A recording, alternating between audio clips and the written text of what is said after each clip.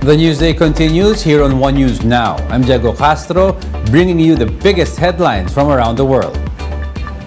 Russia rained missiles across Ukraine on Thursday in a bid to capture the crucial city of Bakhmut. Ukraine's Air Force says it was able to shoot down 16 of the 36 missiles launched by Russia in the early hours. Ukraine said the latest barrage included missiles which its air defenses could not shoot down. A day prior, NATO officials discussed plans for more military hardware for Kyiv. Russian mercenary group Wagner predicted that Bakhmut would fall by April. That's depending on how many men Ukraine threw into the fight and how well they were supplied. Over in America, U.S. President Joe Biden says he expects to speak with China's President Xi Jinping about the suspected Chinese spy balloon that the U.S. fighter jet shot down early this month. Biden did not say when exactly he would speak with Xi, but notes that Washington is continuing to engage diplomatically with Beijing over the matter.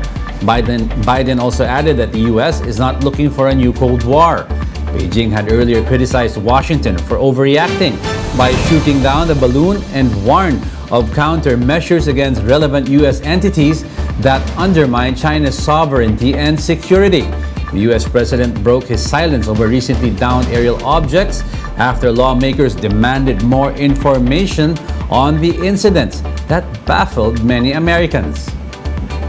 As I've said since the beginning of my administration, we seek competition, not conflict with China. We're not looking for a new Cold War, but I make no apologies, and we will compete. And we'll responsibly manage that competition so that it doesn't veer into conflict. We are going to keep our allies and the Congress contemporaneously informed of all we know and all we learn. And I expect to be speaking with President Xi, and I hope we are going to get to the bottom of this. But I make no apologies for taking down that balloon. Though millions of people have left the disaster zone in Turkey, some survivors in the worst-hit city of Antakya choose to stay, hoping for a miracle. The latest on the ground in this report by the Associated Press.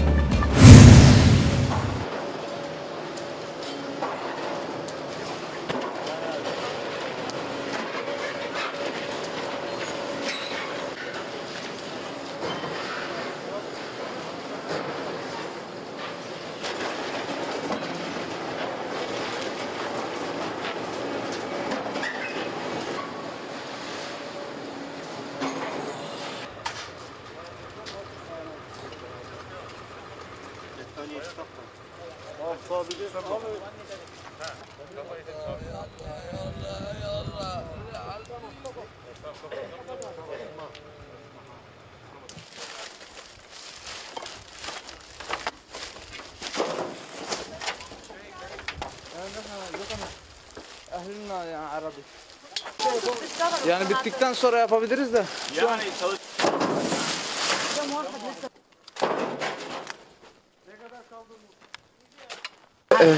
Dükkanlarımızı boşaltmaya çalışıyoruz. Evlerimiz zaten yıkılmış bir halde. İlk başta evlerimizi boşalttık. Şu an artık dükkanları boşaltmaya çalışıyoruz. Yani kendi malzemelerimizi, kalan malzemeleri. Öyle çalışıyoruz gördüğünüz gibi. Yani bayağı yorgunuz.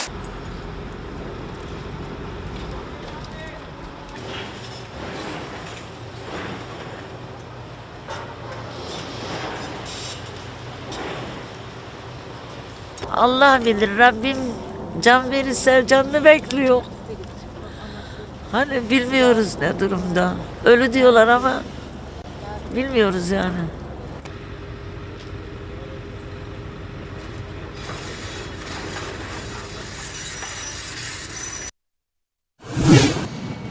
We'll be back with more stories after the break. Keep it here on One News.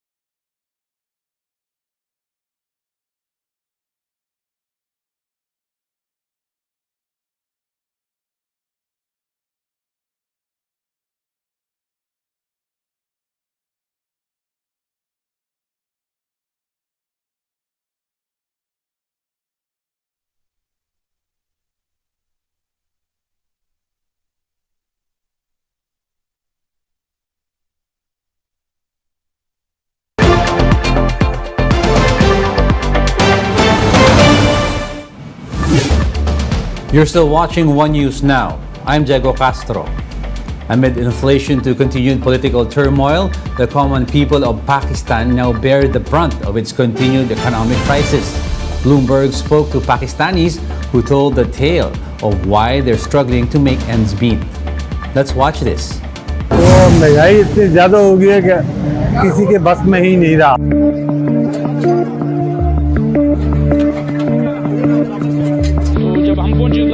Pakistan's economic crisis is getting worse. The country is facing soaring inflation, dangerously low foreign exchange reserves, and a potential default on its foreign debt. While the economy has been doing badly for quite some time, the floods of 2022 and continued political turmoil have exacerbated the situation. Bloomberg spoke to Pakistanis struggling to make ends meet in Karachi city and Punjab province. Government को यही message देना चाहेंगे कि जो पहले जैसा मुल्क था वैसा हो जाए अल्हम्दुलिल्लाह, और सबका कारोबार चल पड़े और लोग खुशहाल ज़िंदगी गुजारें। जो मौजूदा हालात है वो बदतरीन है। पहले हालात माशाल्लाह बहुत अच्छा था, काम भी था, लोग आते भी थे और बिजनेस करने में मज़ा आता था। बहुत बुरा असर है भाई, ये कि पहले जैसे इंसान थोड़ा बहुत फिर भी बच जाता था, अभी बिलें भी बहुत ज़्यादा आ रही है और जो है घर के खर्चे भी बहुत बढ़ गए। और ये कि मुश्किल तो बहुत होती है। ये तो जैसे मैं अपने बच्चों को अपने आपको जैसे मैंने रखा हुआ है ना, बस ये अपनी एक लिमिट बना के रखा है ना, तो मैं चाहती हूँ कि अल्लाह मेरे बेटे को जल्दी बड़ा करे ताकि ये इंशाअल्लाह मेरे मसले हल कर देना। पाकिस्तान में आज वक्त सबसे बड़ा मसला महंगाई का है। वो महंगाई इतनी ज़्यादा हो गई है कि किसी के बस में ही नहीं रहा। हर तबका हर आदमी इससे बहुत ज़्यादा परेशान है। ये महंगाई का जन बोतल से बाहर आ चुका है, किसी के काबू में आ ही नहीं रहा। 50% 50-50 आधे पे आधे का फर्क पड़ गया है काम पे। कब कारोबारी तबका भी इसलिए परेशान है कि आप कारोबार शायद बढ़ जाए, वो खर्चे नहीं कर रहा, रुका हुआ है। हर तबका इसलिए रुका हुआ है कि शायद आप कारोबार अच्छा हो जाए, आप करूँ, पर सरमायाकारी रुक चुकी है, इसलिए कि वो अच्छे वक्त के इंतजार में रुके हुए हैं। तो बड़ा मसला यही है कि यहाँ कोई इसका 50 साल में सबसे ज़्यादा गिरावट इस दौर में आई है। और जैसे पहले हमारा बिजनेस चलता था वैसे यहाँ पे लोग घंटे घंटे लेन में खड़ा होते थे, अब ऐसा नहीं है। करे कि महंगाई ख़त्म हो जाए, हमारे हालात बहुत मुल्क के अच्छे हो जाए, यही बस दुआ करते हैं।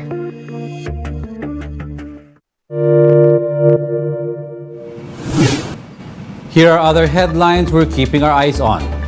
A special grand jury believes that some witnesses committed perjury during the probe into former U.S. President Donald Trump's efforts to overturn his election defeat in Georgia. Possible indictments for election interference have been recommended to the prosecutor. Susan Wojcicki is stepping down as YouTube CEO after 9 years of running the video site to focus on her family, health, and personal projects. The 54-year-old executive will be replaced by Neil Mohan, who has worked closely with her. And nearly a year after Bruce Willis's family announced that he would step away from acting after being diagnosed with aphasia, the actor's family says his condition has worsened. They said in a statement that Willis now has a more specific diagnosis of frontotemporal dementia. There are currently no treatments to this disease, which Willis's family hopes would change in the coming years. And those are the top stories of the hour. Join us again at 9 a.m. as we continue to monitor the day's biggest stories. You can also catch One News on Signal Play. Register an account now at signalplay.com so you can stream One News live anytime, anywhere. Coming right up is Agenda at 8 a.m. I'm Diego Castro. We are One News, all sides, all the time.